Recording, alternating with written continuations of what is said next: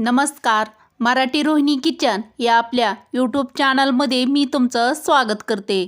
तर माझ्या प्रत्येक सुगरणीसाठी अत्यंत खास व महत्त्वाच्या किचन टिप आज आपण बघणार आहोत. चला तर मग व्हिडिओला सुरुवात करूया. Tip number 1. जास्त आणलेला कढीपत्ता असाच प्लास्टिक पिशवीत ठेवला तर तो काळा पडतो आणि खराब होतो. तर तो जास्त दिवस टिकवण्यासाठी कढीपत्ता आणल्यावर त्याची पाने काढून स्वच्छ पाण्याने धुवून घ्यावी व नंतर सुती कपड्याने कढीपत्ता पुसून कोरडा करावा व नंतर कढईत तेल घालून कढीपत्ता छान 1 मिनिटभर परतून घ्यावा व नंतर थंड करून आपला कढीपत्ता घ्यावा आणि हवाबंद डब्यात भरून फ्रीजमध्ये किंवा बाहेर ठेवला तरी कढीपत्ता खराब होत नाही.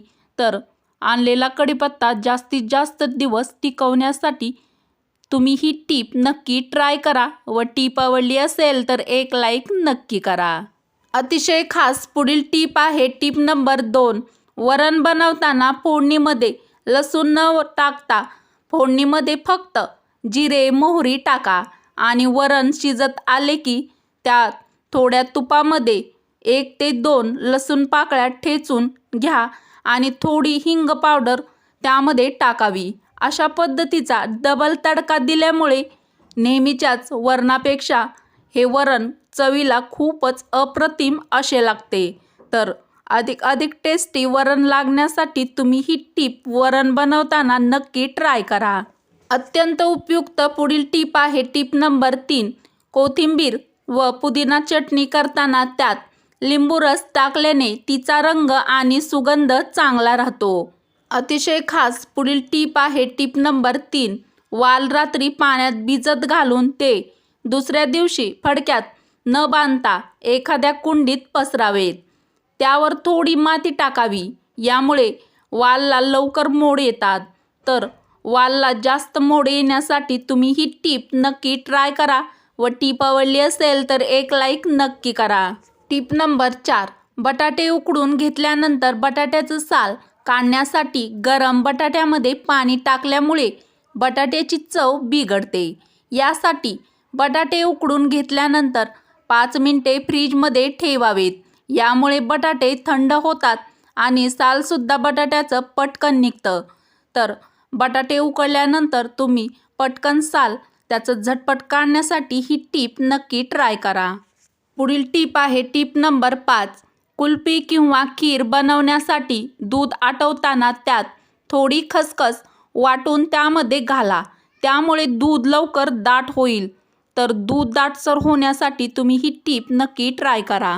टीप नंबर 6. माशाचा काटा घशात अडकला असेल तर गुळाचा वापर करा. पुढील टीप आहे टीप नंबर 7. डोसे करतेवेळी डोश्याच्या पिठात एकदम डावभर तेल घालावे आणि पीठ चांगले ढवळून शक्यतो नॉनस्टिक तव्यावर डोसे घालावेत. यामुळे डोसे कमी तेलात चांगले तयार होतात. तर डोसे बनवताना तुम्ही ही टीप नक्की ट्राय करा. अत्यंत फायद्याची पुढील टीप आहे टीप नंबर 8. बहुतेक सर्व नारळाला 3 डोळे असतात. क्वचितच 1 डोळा असलेला नारळ असू शकतो. एकाक्ष नारळ हा लक्ष्मीदायक असल्यामुळे सांपत्तिक लाभ होतो. म्हणून अशा एकाक्ष नारळाला चिंतामणी नारळ असे म्हणतात. तर असा एकाक्ष नारळ फोडत नाहीत, त्यास देवघरात व्यवस्थित ठेवून देतात. तर तुमच्याकडे पण जर एकाक्ष नारळ किंवा 1 डोळा असलेला नारळ असेल तर तुम्ही पण ही टीप नक्की फॉलो करा. पुढील टीप आहे टीप नंबर 9. साखरेच्या डब्यात मुंग्या झाल्या असतील तर छोटासा कापसाचा तुकडा त्यामध्ये ठेवा. यामुळे मुंग्या लगेचच बाजूला निघतील. प्रत्येक महिलेसाठी खास टीप नंबर 10. ज्या स्त्रिया पायात चांदीचे पैंजण घालतात त्यांना पायाच्या वेदनेपासून मुक्ती मिळते व हाडे पण यामुळे मजबूत होतात. अत्यंत उपयुक्त पुढील टीप आहे टीप नंबर 11. गाजराची खीर खाल्ल्याने किडनी स्टोन फुटून बाहेर पडतो. टीप नंबर 12. मासे आणि अंडी खाल्ल्याने शरीरात उष्णता निर्माण होते. प्रत्येक सुगरणीसाठी अत्यंत खास पुढील टीप आहे टीप नंबर 13. गॅसवरील बर्नरला गंज चढला असेल तर पाण्यामध्ये इनोचे 1 पॅकेट टाका आणि 15 मिनिटे हे बर्नर त्याच्यामध्ये ठेवून द्या व नंतर बघा बर्नर नवे दिसू लागतील. तर तुमचे पण बर्नरला जर गंज चढला असेल तर ही टीप नक्की ट्राय करा. वरील टीप आवडल्यास मराठी रोहिणी किचन या आपल्या मराठमोळ्या चॅनलला सबस्क्राईब करा, लाईक करा व असेच नवनवीन व छान छान व्हिडिओ तुमच्या मित्र-मैत्रिणीला शेअर करायला अजिबात विसरू नका. चला तर मग भेटू अशाच पुढच्या एखाद्या छानशा व्हिडिओमध्ये. व्हिडिओ पूर्ण बघितल्याबद्दल धन्यवाद.